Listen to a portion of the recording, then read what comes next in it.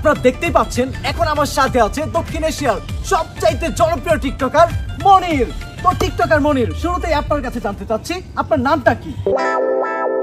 চেয়েছিলাম 500 দিয়ে গেল 300, দিয়ে গেল 300, চেয়েছিলাম 500, নাই আমাগো মান সম্মান, জোরে মারো গান্জাই টান, জোরে মারো গাঞ্জাই টান, নাই আমাগো মান সম্মান, চোখ থাকতে অন্ধ, আমাগো গায়ে গন্ধ, আমাগো গায়ে গন্ধ। চোখ থাকতে।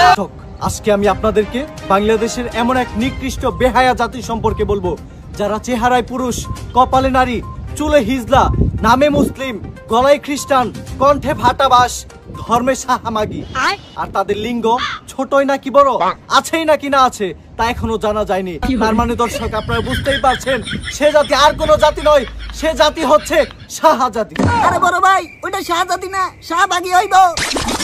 ও সরি, সত্য কথা বলতে দর্শক এই জাতিটা এতটাই নিকৃষ্ট এদের নামও আমার মুখে উচ্চারণ করতে ঘৃণা লাগে।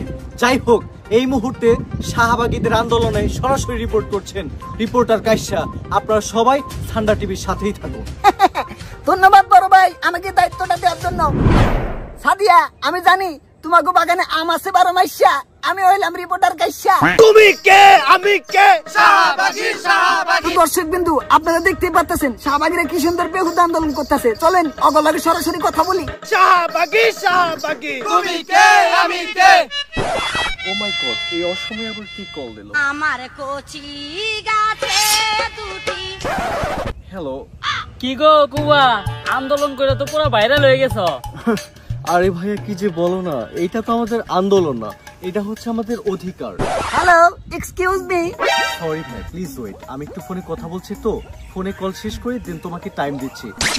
হ্যাঁ জি ভাই বলো, how can I help you? শোনো, আমাগো কোম্পানির পক্ষ থেকে তোমার লিগে একটা বিশেষ স্পন্সরশিপের অফার আছে। ও মাই গড, স্পন্সরশিপ? কিসের স্পন্সরশিপ? সাবানের। সাবান? কিসের সাবান? সান্ডার সাবান আমাগো কোম্পানি নতুন লঞ্চ করছে। এই সান্ডার সাবান শরীরেও মাখান যায়, আবার খাওয়ানো যায়। শরীরে মাখলে শরীর ঠান্ডা হয়, আর খাইলে ডান্ডা বড় হয়। ও মাই গড, আমি তো ভুলেই গিয়েছিলাম, সাবান দিয়ে তো গোসল করা যাবে না। সাবান দিয়ে গোসল করলে তো শরীরের দুর্গন্ধ চলে যাবে, আর যদি শরীরের দুর্গন্ধই না থাকে তাহলে তো আমি একজন আদর্শ শাহবাগী হতে পারবো না। সরি ভাইয়া, আমি কোনো সাবান টাবান স্পন্সর করতে পারবো না। যদি কোনো মিউজিক ভিডিওর কাজ থাকে তাহলে তুমি আমাকে জানাই। এত সুন্দর অফার দিলাম, হুগাই তাল পাও না। মিউজিক ভিডিও করার নাগবো না, লিঙ্ক ভাইরাল কইরা সংসার চালাও গা। যাই হোক ভাইয়া, আমার কি একটু টাইম দেওয়া যাইবো? লাগলে পেমেন্ট কইরা দিমুনি। এই তুমি ভাইয়া কাকে বলছো? পেমেন্টের দরকার নাই, তুমি আমাকে আপু বলো। আপু? ওকে আপু, কিন্তু আপনার মুখ ভর্তি এত দাড়ি কে? তো কি হয়েছে, মুখ ভর্তি দাঁড়িয়ে আছে বলে কি আমি মেয়ে হতে পারবো না? মেয়ে হইতে একটা মন লাগে, মন, বুঝছো? আর মুখ ভর্তি আমার আছে দাড়ি, তাই বলে কি আমি হতে পারবো না নারী? ওয়াও আপু, আপনারা তো দেখি আপু ব্লগার কোথায় ও বেশি খারাপ।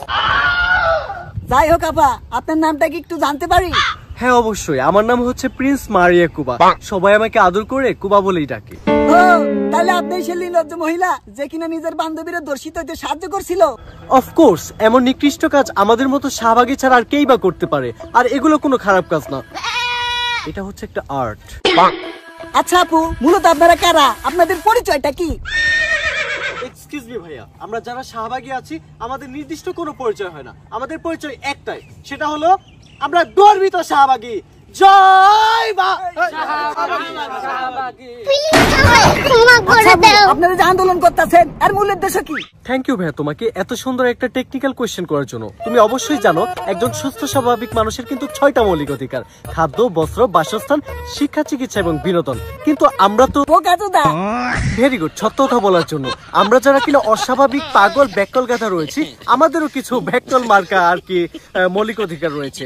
যেমন ধরো, নারী পুরুষের সমান অধিকার চাই, প্রকাশ্যে যৌনতা বৈধতা চাই, শাহবাগীদের নিরাপত্তা চাই, পোশাকের স্বাধীনতা চাই, সমকামিতা বৈধতা চাই এবং অ্যাবর্শন বৈধতা চাই। ওয়াও, হোয়াট আ উদ্দেশ্য! ইয়ার ফাকিং থ্যাংক ইউ।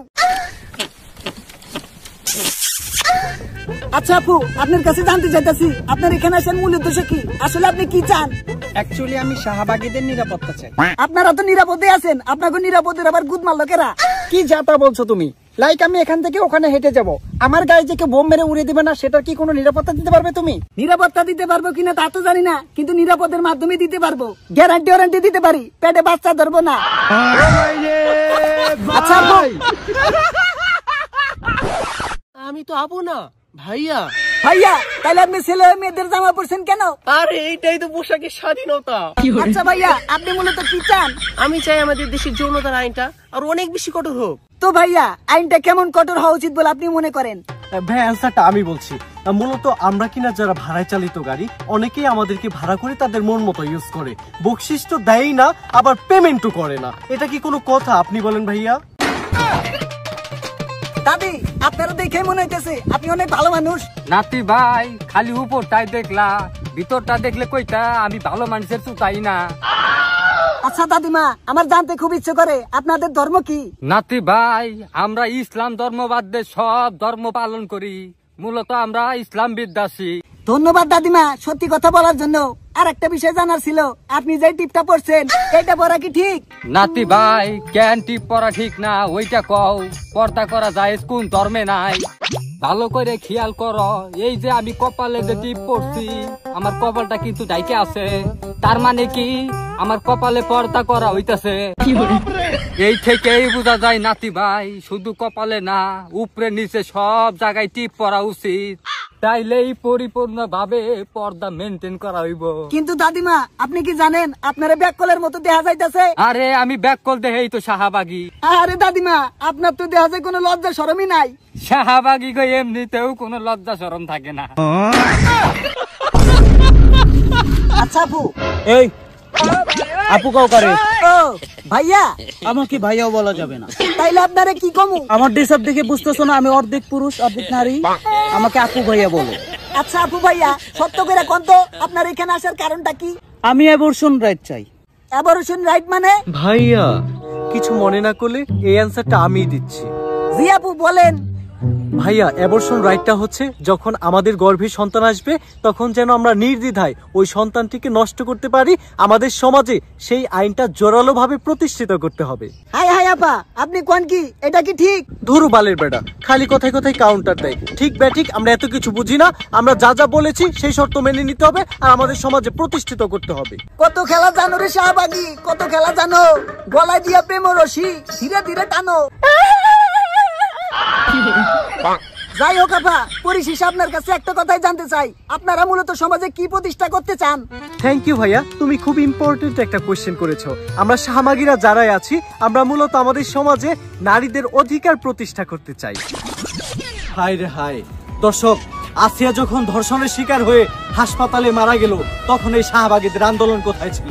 ঈদে যখন গার্মেন্টস এর নারী শ্রমিকরা 2-3 মাস বেতন না পেয়ে দেশে হারা হয়ে রাস্তায় না খেয়ে পড়ে থাকে তখন এই শাহবাগীদের আন্দোলন কোথায় থাকে? স্বামী হারিয়ে দুধের বাচ্চা নিয়ে রাস্তায় রাস্তায় ঘুরে বেড়ানো নারীদের দুঃসময়ে এই শাহবাগীদের কেনই বা দেখা যায় না? এই নিকৃষ্ট জাতি আবার নারীদের অধিকার নিয়ে কথা বলে। হায় রে হায় শাহবাগী, মনে হয় ইচ্ছা মতো তোকে মুখ বইরা আগি।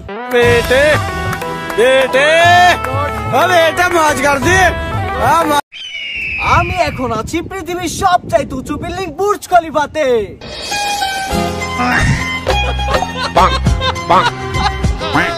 এবং ইতিমধ্যে নাটকির প্ল্যান নামক একটি স্যাটেলাইটের মাধ্যমে আমরা জানতে পেরেছি এই ভবনের ঠিক 100 তলার একটি ফ্ল্যাটে ওয়াইস খলিফার বোন মিয়া খলিফা রয়েছে।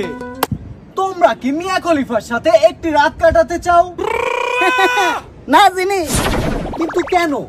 আর খালে যদি আমি একবার পইরা যাই, যত ডুবুরি পাঠান বা 22 ফুট সঙ্গ পাঠান, আমারে কিন্তু উদ্ধার করা সম্ভব হইব না।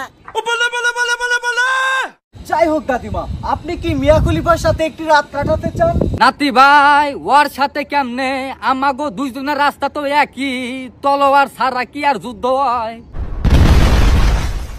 ও মাই গড বন্ধুরা, অল্পের জন্য বেঁচে গেছি। কি ঘটে গেল এটা আমাদের সাথে? ইরান ইসরায়েলের যুদ্ধের মিসাইল হয়তোবা বুর্জ খলিফাতে পড়েছে। যাই হোক বন্ধুরা, আপনারা সবাই চ্যানেলটি সাবস্ক্রাইব করে দেন। কি হলো দিচ্ছেন না কেন? প্লিজ চ্যানেলটা সবাই সাবস্ক্রাইব করে দেন।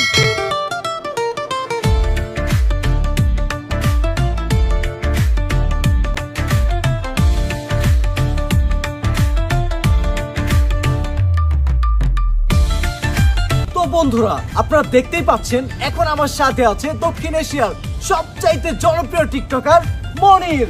তো টিকটকার মনির, শুরুতেই আপনার কাছে জানতে চাচ্ছি আপনার নামটা কি? এই হালায় মনে হয় আমার মতো টিকটক করে। তো মনির, তুমি কি তাণ্ডব সিনেমা দেখেছো? না জিমি, তাণ্ডব সিনেমা দেখার সৌভাগ্য এখন আমার হয়নি, কিন্তু তাণ্ডব সিনেমার লিঙ্কটা একজনের কাছে আমি চেয়েছিলাম। কার কাছে? সাকিব খানের কাছে। OMG, সাকিব খান তোমাকে উত্তরে কি বলেছিল? কইছে হালার পুত হলে যে দেখগা লিঙ্ক মারাইতেছে। বন্ধুরা, আজকে আমরা লাইভ এক্সপেরিমেন্ট করব মনির আসলে কত বড় দক্ষ টিকটকার। মনির, তুমি যদি লাইভ টিকটকের মাধ্যমে আমাদেরকে মনোরঞ্জন করতে পারো, আমাদেরকে সন্তুষ্ট করতে পারো, তাহলে এই ব্যাগে থাকা $10 মিলিয়ন হয়ে যাবে তোমার। তুমি কি রেডি, প্রস্তুত? Okay Jimmy. ওহে নারী, এত বাইরো না, 2 দিন পর বাদ দিয়ে যাইবে, তখন কেউ ফিরাও তাকাইবো না।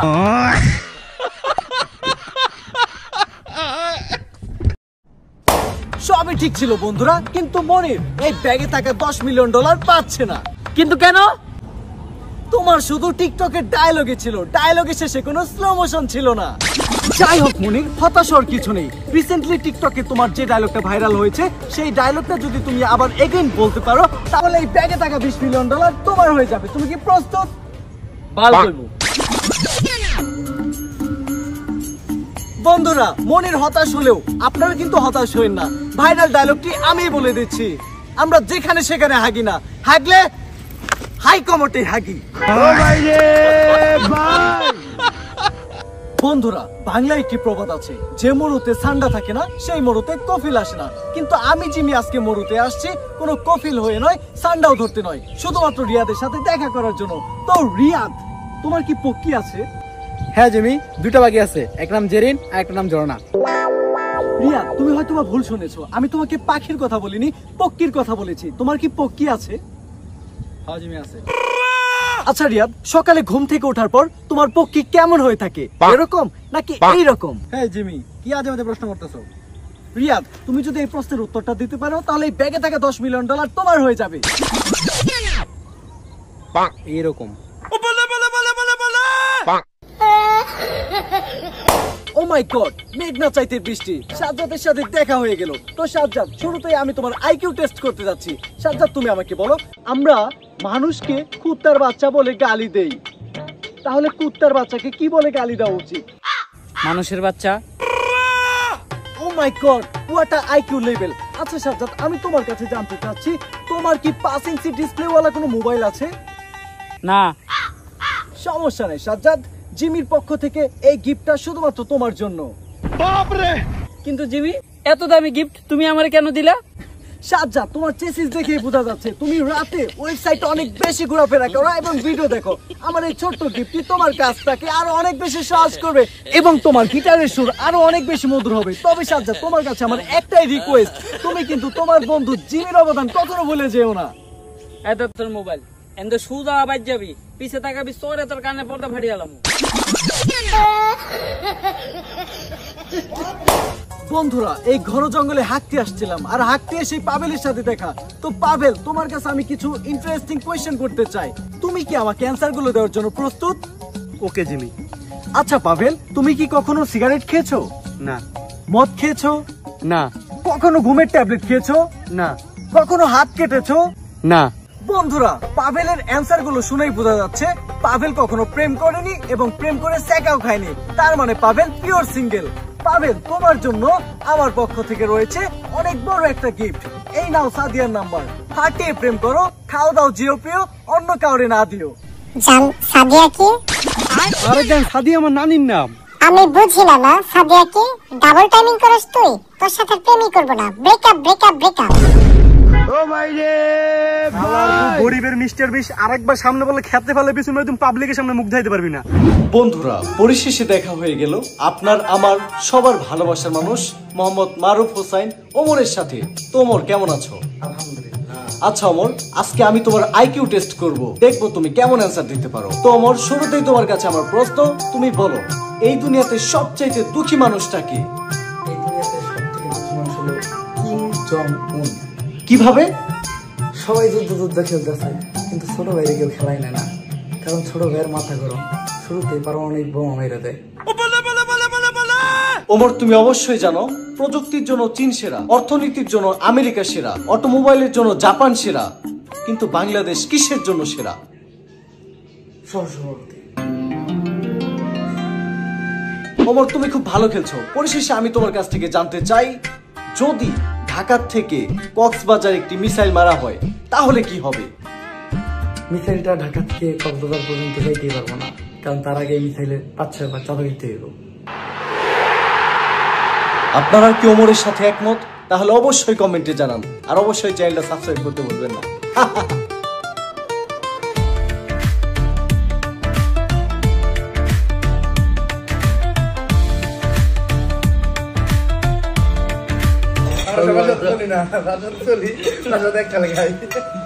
Hello hello hello, mike check.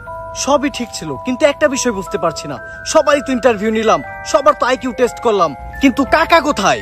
ওইটা তোর কাকি রে যাইছি কাকা। এটা মাছ গার্দিন